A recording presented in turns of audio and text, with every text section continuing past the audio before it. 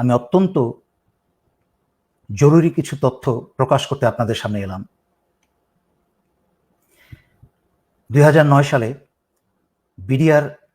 BDR officer হত্যা, সেনা officer হত্যার আগে যেরকম চিঠি বিতরণ হয়েছিল, ঠিক আবার সেই চিঠি বিতরণ শুরু হয়ে গেছে। বিডিআরের সেনা হত্যার আগে সেনা হত্যায় যারা যারা জড়িত ছিল তাদের মাঝখানে সোহেল তাজ অন্যতম। সেই সোহেল তাজ আবার নাটকীয়ভাবে বাংলাদেশে এখন হাজির।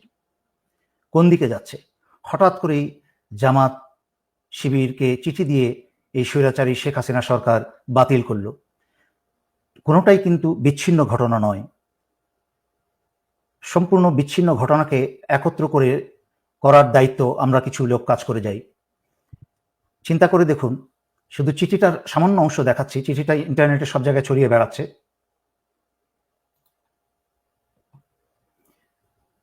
চিঠির লেখা দেখুন, প্রিয় জেনারেল সাহেবগণ, পরিবর্তনের ধ্বনি কি শুনতে পাচ্ছেন? সোজা চলে যাই। আপনারা 2009-এর বিডিআর হত্যাযজ্ঞ থেকে কোনো শিক্ষা গ্রহণ করেননি। সাধারণ সৈনিকদের লেখা এই খোলা চিঠিটি সেটারই প্রমাণ বহন করে। একটু সতর্ক করে দিই আপনাদেরকে, এই স্বৈরাচার সরকারের পতন কিন্তু সময়ের ব্যবধান মাত্র। তারপরে অনেক কথা লেখা আছে। আরেকটা চিঠিতে চলে যাই, আরেকটা অংশ। কতটা নিচে নেমেছে সেনাবাহিনীর ভাবমূর্তি একবার চিন্তা করুন। কোথায় গেল সেই চেতনা ও মূল্যবোধ যা আপনারা আমাদের দিনরাত মুখস্থ করান? কোথায় গেল আপনাদের সেই চির উন্নততম শির? শির বলতে আর কিছু অবশিষ্ট রেখেছেন? উন্নত না অনুন্নত সে কথা তো পরে। দেশের প্রতিটা মানুষ আপনাদের তথা আমাদের আজকে শুধু ঘৃণা করে, শুধুই ঘৃণা। এখন দেখলাম পুলিশ, আর্মি আর র্যাবে কর্মরত সবার পরিবারের ঠিকানা সংগ্রহ করা হচ্ছে। ডেটাবেস তৈরি করা হচ্ছে যাতে তাদের পরিবারের উপর প্রতিশোধ নেওয়া যায়। স্যার, ব্যাপারটা একবার ভেবে দেখেছেন? আপনাদের আদেশে আমরা ছাত্র হত্যা করব আর ওরা আমাদের পরিবারে হাত দিবে। স্যার, শুনতে পাচ্ছেন? আপনারা কি পারবেন আমাদের পরিবারের নিরাপত্তা দিতে? পারবেন পুরো দেশটাকে ক্যান্টনমেন্ট বানিয়ে ফেলতে? চিঠিটা আরো বেশ বড়, তবে এই চিঠিটায় যেই কথাগুলো উল্লেখ করা হয়েছে, যারা আপনারা সচেতন নাগরিক, দেশপ্রেমিক নাগরিক, যারা আমার লাইভ বা ভিডিও আপনারা দেখেন, তারা নিশ্চয়ই শুনেছেন। বহুদিন যাবৎ আমি এই সতর্ক বাণী দিয়ে আসছিলাম। এভাবে বলছিলাম যে এই বাংলাদেশের সাধারণ সৈনিকের পরিবাররা কিন্তু গ্রামে গঞ্জে থাকে, তারাও অত্যাচারিত। কিন্তু সেনানিবাসে এই হাসিনার পয়সা খেয়ে যারা আজকে দেশ এবং জনগণের বিরুদ্ধে কাজ করছেন, তাদের ভবিষ্যৎ পরিণতি কি হবে আমি কিন্তু বারবার সতর্ক করে আসছিলাম। যদিও ছাত্রছাত্রী এবং জনতার উপর যারা গুলি চালিয়েছে সেটা সমগ্র সেনাবাহিনী চালায়নি, চালিয়েছে হাসিনার পোষা এবং হাসিনার বাছাই করা যাদেরকে ঢাকায় 46 ব্রিগেডে বসানো হয়েছে। তার মাঝখানে একজন হচ্ছে অত্যন্ত জঘন্য চরিত্রের ব্রিগেডিয়ার জেনারেল ইমরান, যে শেখ হাসিনার প্রধানমন্ত্রী কার্যালয়েই ছিল এক সময়, এবং তার ক্যাডেট কলেজের বন্ধু বান্ধবের মতামতে সে একটা সাইকোপ্যাথ।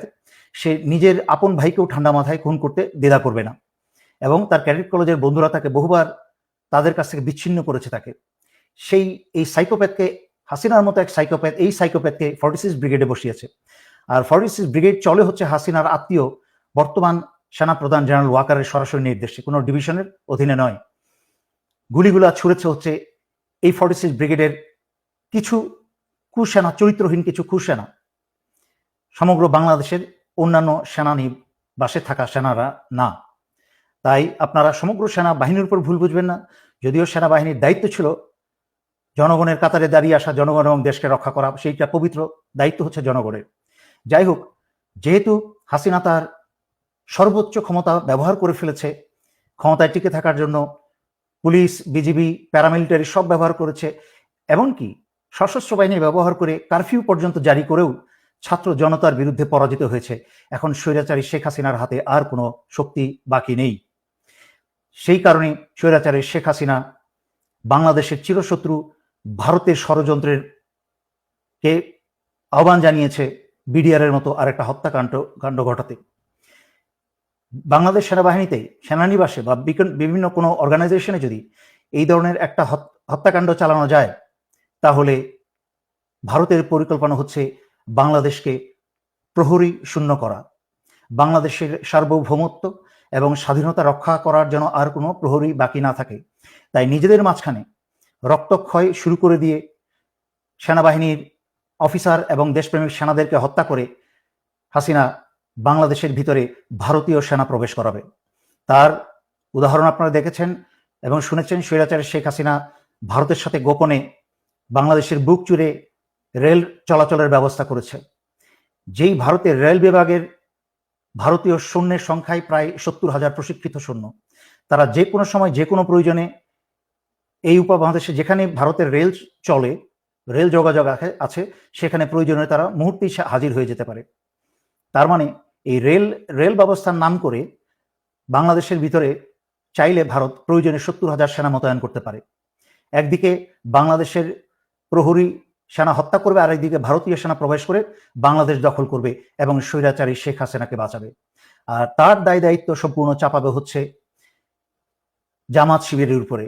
এবং স্বৈরাচারী শেখ হাসিনা বলবে যে এই কাজ করে শুরু করেছে বাংলাদেশ সেনাবাহিনীর ভেতরে থাকা জামাতের লোকজন বা শিবিরের লোকজন, যা স্বৈরাচারী শেখ হাসিনার চোরপুত্র জয়ের মুখে থেকে আমরা বেশ কয়েকবার শুনেছি যে সেনাবাহিনীর ভিতরে জামাত শিবির আছে।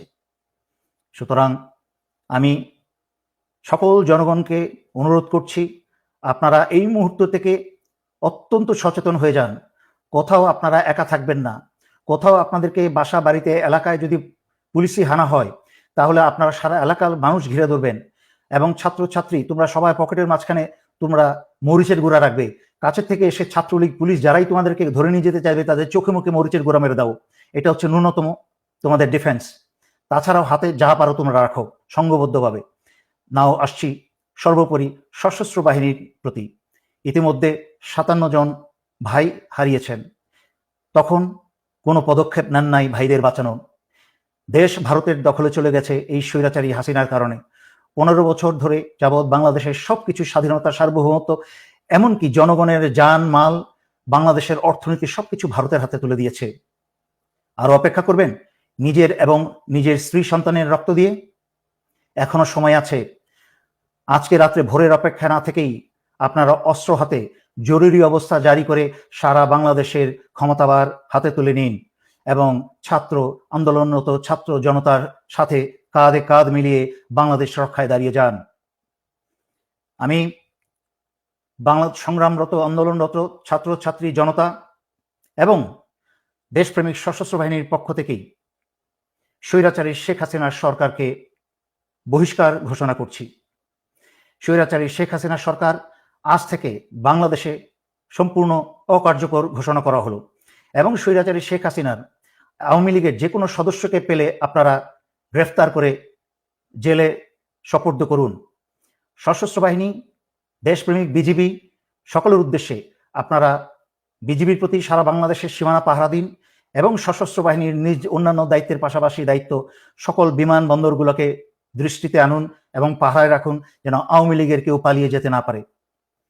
এবং সর্বোপরি এই কথা বলছি, ক্ষমতাভার গ্রহণ করার পরে বাংলাদেশের ভেতরে যেন ভারতের কোনো রয়ের সদস্য যেন এরা না থাকতে পারে, তা যা ব্যবস্থা করার করুন। বাংলাদেশের মাটির ভিতরে, বাংলাদেশের সীমানার মধ্যে যেন যেখানেই রয়ের সদস্য পাবেন এদেরকে আপনারা খতম করে দিন।